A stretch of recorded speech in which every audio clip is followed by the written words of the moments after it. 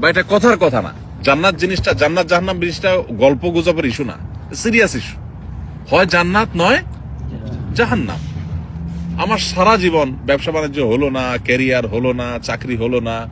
আমি একটা কথা সবসময় বলি, প্রবাসীদের মসজিদগুলোতে বিশেষ করে প্রবাসীদেরকে একটা কথা কমন শুনতে হয়, সেটা হলো তোর পরে বিদেশ যায় তোর চেয়ে বেশি জমি জমা কিনছে কেমনে, তুই কি করলি?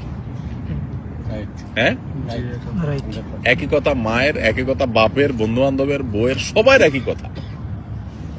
তোর লগে একসাথে গেছে, যা 20,000 টাকা পরিশোধ করছে, দেনা দায় পরিশোধ করছে, এলাকার জমি জমা সব কিনা ভরাই ফেলতেছে, বাজারে দোকান নিছে, শুনছি ঢাকাও ফ্ল্যাট বুকিং দিছে।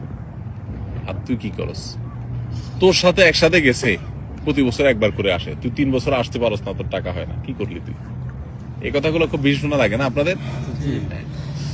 এটা কেন হয়? ওই যে বললাম, পুরা ফ্যামিলিকে টাকা দিবেন, এটা তার মাথা ঢুকেছেন, আপনার মাথাও পোক ঢুকছে, তার মাথাও পোক ঢুকাইছেন। সেও মনে করে টাকা দিতে পারলেই ছেলে আমার সাকসেস, ছেলে আমার সততার পথে থাকতে পারলেই সাকসেস। এটা তার মাথায় ঢুকে নাই, আপনার মাথায়ও সেটা নাই। এই জন্য সেও সুখে নাই, আপনিও সুখে নেই, না সে সুখে আছে না আপনার সুখে আছে। তো এই জন্য ভাই, দৃষ্টিভঙ্গিটাকে বদলানোর চেষ্টা করি। আল্লাহ তাআলা আমাদেরকে সে তৌফিক দান করুন। আমরা এই প্রবাস জীবনে যতদিন থাকবো, আল্লাহর আদেশ নিষেধ মেনে পরিপূর্ণ এবং খাঁটি মুসলমান হওয়ার চেষ্টা করব। আমার জীবন চলে যাবে, ফজর নামাজ মিস হবে না জামাতের সাথে, রাতে আমি ওইভাবে শোবো, ওইভাবে ঘুমাবো, আমার ফেসবুক টিপাটিপি বা ইউটিউব টিপাটিপি করে গিয়ে আমার ফজর নষ্ট হতে দেবো না। যে চাকরি করতে গেলে আমার নামাজই হয় না, ইবাদতই হয় না, চাকরি আমি করবো না। এখানে আপনাদের জন্য কত সহজ ভাই, যারা ইউরোপ, আমেরিকা, পশ্চিমা দেশগুলোতে চাকরি করে, শতকরা কত % মানুষ হালাল চাকরি করতে পারে সেটা একমাত্র আল্লাহ ভালো জানেন। অফিসে ছেলে মেয়ে যে মিক্সিং যে পরিমাণ হয়, চাইলেও নিজেকে বাঁচাতে পারে না। মিউজিক ছাড়া মাথা ঘোরানোর কোনো জায়গা নাই, সব জায়গায় টয়লেটের ভিতরে মিউজিক, কেমন অবস্থা? জিন্দিগিটা মিউজিকের ভিতরে গড়ে ওঠে। এমনি নামাজি মানুষ ভালো চলতে চায়, কিন্তু আপনারা এখানে সৌদি আরবে মাশাআল্লাহ আল্লাহ কত ভালো রাখছে বলেন, কোন তুলনা হয়?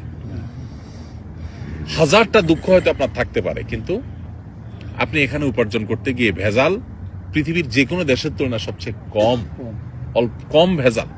ভেজাল ছাড়া তো পৃথিবী কোথাও নাই, কিন্তু অন্য দেশের সাথে কম্পেয়ার করলে আল্লাহ আপনাকে জান্নাতে রাখছেন এখনো। এই নিয়ামতের শুকর আদায় করবেন। আমাদের ভাইরা যারা রেস্টুরেন্টে, এখানে যে ভাইয়ের রেস্টুরেন্ট আছে, আরো অনেকে রেস্টুরেন্টের সাথে এখানে ইনভলভ আছেন মাশাআল্লাহ। ইউরোপ আমেরিকাতে রেস্টুরেন্ট মানে কি? বার, মদের বোতল থাকতেই হবে, হ্যাঁ, হারাম থাকতেই হবে। তো আল্লাহ তাআলা তো আমাদেরকে সেফ রাখছেন, তাই না? এখন বাকিটুকু নামাজের ব্যাপারে গুরুত্ব আরোপ করা, হালাল হারাম মেনটেন করা, পরিবারের হক আদায় করা, কারোর হক নষ্ট না করা, আল্লাহকে ভয় করে চলা, বাস। পরিবারের সদস্য সবাইকে এভাবে যদি গড়ে তুলতে পারি, দুনিয়াটা জান্নাত হয়ে যাবে ইনশাআল্লাহ। চেষ্টা করা যাবে না ইনশাআল্লাহ? আল্লাহ আমাদেরকে তৌফিক দান করুন। জাযাকুমুল্লাহ খাইর, জাযাকুমুল্লাহ খাইর, বারাকাল্লাহ ফিক। রাত হইছে, আমরা আর লম্বা করলাম না। দৃষ্টিভঙ্গিটাকে পাল্টাই, টাকা নয়, ঈমান আমলই মানুষকে সুখী করে। ঠিক আছে না ইনশাআল্লাহ? জাযাকাল্লাহ খাইর। এটা পরিবারের সদস্যদেরকে বোঝাতে হবে। এখন কিভাবে বোঝাবেন?